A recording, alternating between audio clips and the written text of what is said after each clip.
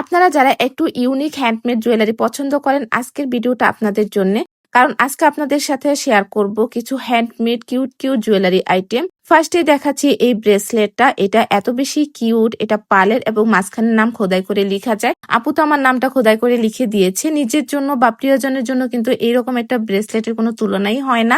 দেন হচ্ছে এই গলার সেটটা, এটা কিন্তু অনেক বেশি কিউট, পার্ল এবং স্টোনের। প্রত্যেকটা আইটেমই অনেক সুন্দর। আর এই কোরিয়ান স্টাইলের ইয়াররিংস গুলো কিন্তু অনেক বেশি কিউট এবং অনেক বেশি সুন্দর।